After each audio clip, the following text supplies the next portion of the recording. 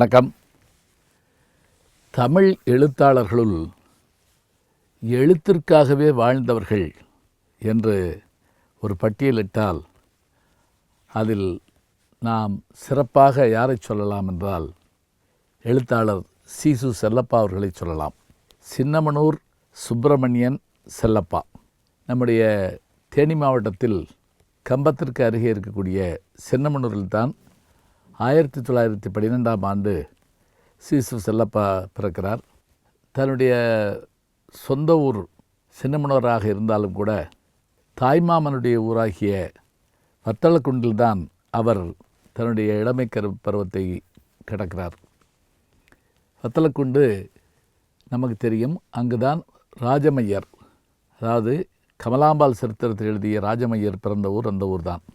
சீசு செல்லப்பா அவர்கள் பிறகு பத்திரிகை துறையில் பணி செய்வதற்காக சென்னையை நோக்கி பயணப்படுகிறார். அப்படி பயணப்பட்ட அவர் அங்கு பல்வேறு பத்திரிகைகள் எழுத தொடங்குகிறார். அதில் குறிப்பாக அவர் எழுதிய சரசாவின் பொம்மை என்கின்ற சிறுகதை முதல் பரிசை பெற்றவுடன் அவர் மக்களால் அறியப்படுகிறார். தினமணி கதிரிலும் அவர் பணியாற்றியிருக்கிறார். எழுத்து பிறகு படிப்பு என்றிருந்த சீசு செல்லப்பா அவர்கள் தன்னுடைய வாழ்நாளில் விமர்சகராக உருவம் எடுக்கிற போது மிகப்பெரிய ஆச்சரியத்தை நமக்கு ஏற்படுத்துகிறார். அதற்கு முன்பாக அவர் எழுதிய வாடிவாசல் என்கின்ற அந்த நூல் மறக்க முடியாத ஒன்று. விருமாண்டி படம் எடுக்கிற போது என்னுடைய இனிய நண்பர் பத்மஸ்ரீ கமல் அவர்கள் ஜல்லிக்கட்டு பற்றி, தமிழகத்தில் ஜல்லிக்கட்டு பற்றிய செய்திகளை யார் யாரெல்லாம் எழுதியிருக்கிறார்கள் என்று அதை பட்டியலிட வேண்டும் என்று என்னிடம் கேட்டபோது நான் உடனே சீசு செல்லப்பாவுடைய வாடிவாசல் தான் முதலில் பரிந்துரைத்தேன். அதோடு மட்டுமில்லை, அவர் ஏற்கனவே அதை படித்திருந்தார். அந்த புத்தகம் ராவ் பகதூர் சிங்காரம், நம்முடைய திலானா மோகனாம்பலை எழுதிய கொத்தமங்கலம் சுப்பு அவர்கள் எழுதின ராவ் பகதூர் சிங்காரம், குள்ளப்புறம் ஜல்லிக்கட்டை பற்றி எழுதியிருக்கக்கூடிய கமலாம்பாள் சரித்திரம், இவற்றையெல்லாம் நான் எடுத்துக்கொண்டு போய் அவர் இடத்துல கொடுத்தேன். இதில் வாடிவாசல் இன்றைக்கு வரைக்கும் பேசப்படுகின்ற ஒரு அற்புதமான நாவல்.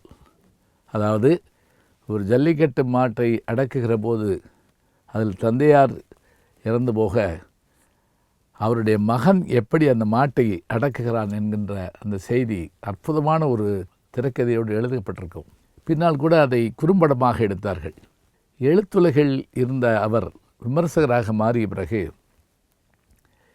விமர்சனத்திற்காகவே ஒரு பத்திரிகையை தொடங்க வேண்டும் என்று நினைத்து எழுத்து என்கின்ற பத்திரிகையை தொடங்கினார். ஏற்கனவே இலக்கியத்திற்காக ஒரு பத்திரிகை தமிழ்நாட்டில் வந்து கொண்டிருந்தது. PS ராமையா அவர்களுடைய மணிக்கொடி என்கின்ற இதழது. இந்த எழுத்து பத்திரிகை சீசு செல்லப்பாவினுடைய உயிர் நாடி என்று சொல்லலாம். அத்தனை பெருமுயற்சியோடு அதை அவர் நடத்தி கொண்டிருந்தார். அதோடு மட்டுமில்லை, அதை மாத இதழாக கொண்டு வந்தபோது 119 இதழ்களை அவர் வெளிக்கொண்டு வந்தார். அதற்கு மேல் அதனுடைய செயல்பாடுகள் அவரால் நடத்த முடியவில்லை. காலாண்டு இதழாக வந்து பிறகு நின்று போனது.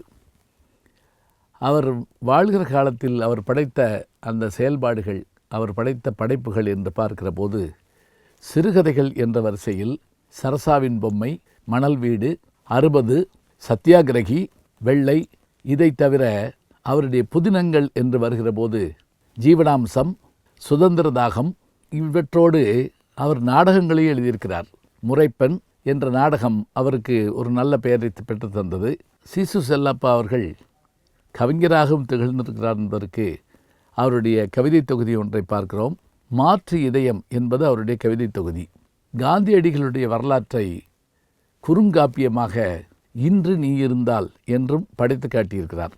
இதில் சுதந்திர தாகம் என்கின்ற இவருடைய இந்த நாவலுக்குத்தான் இவருடைய மரணத்திற்கு பிறகு இவர் 1998 ஆண்டு மறைகின்றார். இவருடைய இந்த நாவலுக்கு 2001 ஆண்டு சாகித்ய அகாடமி விருது தரப்படுகின்றது. அவர் இருக்கிற போதே அவருக்கு கொடுத்திருக்கலாம், இருந்தாலும் அவர் கௌரவிக்கப்பட்டிருக்கிறார் என்பதை புரிந்து கொள்கிறோம். அவரை பற்றி நான் கேள்விப்பட்ட செய்தி ஒன்று, அவர் ஒரு முறை மதுரையிலிருந்தே சென்னைக்கு நடந்தே சென்றார் என்று ஒரு செவிவழி செய்தியாக நான் ஒரு செய்தியை கேள்விப்பட்டிருக்கிறேன். காரணம் என்ன என்றால், அனுபவத்தை பெற வேண்டும் என்பதில் அவருக்கு ஆர்வம் அதிகம் இருந்தது. இப்படி நாட்டு போராட்டத்தில் ஈடுபட்டு, காந்தியடிகளை அவருக்கு ரொம்ப பிடிக்கும், நாட்டு போராட்டத்தில் ஈடுபட்டு எழுத்துலகில் வாழ்க்கையை நிலைநிறுத்தி கொண்டு கவிதை, கட்டுரை, குறுங்காப்பியம், விமர்சனம், பத்திரிகை, நாவல் என்று பல்வேறு துறைகளில் தன்னை ஈடுபடுத்தி கொண்ட ஒரு பெருமகனார் இன்றைய தலைமுறையினர் தெரிந்து கொள்ள வேண்டிய, படித்து அறிந்து கொள்ள வேண்டிய ஒரு அற்புதமான மனிதர் சீசு செல்லப்பா அவர்கள். மறக்காமல் அவருடைய வாடிவாசலை படித்து பாருங்கள். அற்புதமான படைப்பு அது. நல்ல செய்திகளை நாளும் சிந்திப்போம். நாளை சந்திப்போம். அன்பிற்கினிய யூடியூப் நேயர்களே, நீங்கள் என்னோடு இன்னும் நெருக்கமாக தொடர்ந்து வர வேண்டும் என்று சொன்னால், இன்ஸ்டாகிராம், ட்விட்டர் போன்ற பதிவுகள்லையும் என்னை நீங்கள் தொடருங்க. பின்தொடர்ந்து வாருங்கள். நாம் எல்லோரும் முன்தொடர்ந்து செல்வோம்.